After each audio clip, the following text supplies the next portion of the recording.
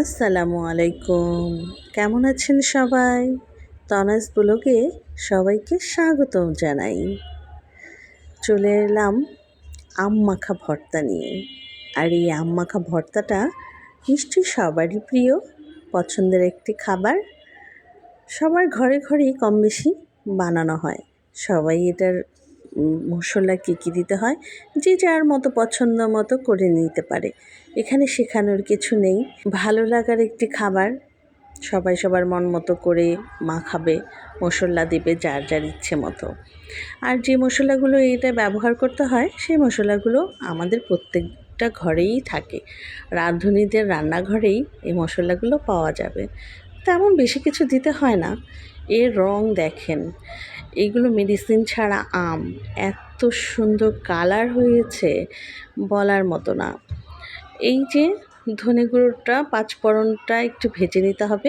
পাঁচফোড়নটা ফুটছে, পাঁচফোড়নটা ভাজা হয়ে গেলে একটু ব্লেন্ডার করে নেব। তার সাথে দেবো একটু ধনিয়ার গুঁড়ো, শুকনো মরিচ, একটু হলুদ, একটু লবণ, কাসুন্দ, বাস এতটুকুই। এর বেশি কিছু আর লাগবে না। তো চলেন একটু ব্লেন্ডার করি। একটু কষ্ট না করলে তো আর মিষ্টি পাওয়া যাবে না। তো মিষ্টির ফল পেতে গেলে তো একটু কষ্ট করতেই হবে।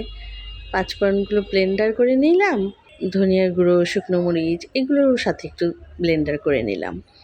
নেওয়ার পরে এগুলো সব একে একে মশলাগুলো মেখে আমের সাথে লবণ আর চিনির ব্যালেন্সটা ঠিক আছে কি না একটু খেয়ে দেখব। হয়ে গেল আমার আম মাখা। এই তো, রং দেখেছেন কি সুন্দর কালার এসেছে এর, এত ভালো লাগছে। মাখাটা খুবই মজা হয়েছে। ঘরে বানিয়ে দেখবেন, খেয়ে দেখবেন। ভালো লাগলে একটা লাইক করে দিবেন, পাশে থাকবেন। আজ এই পর্যন্তই, দেখা হবে পরের কোনো ব্লগে। আল্লাহ হাফেজ, আসসালামু আলাইকুম। ভালো থাকবেন।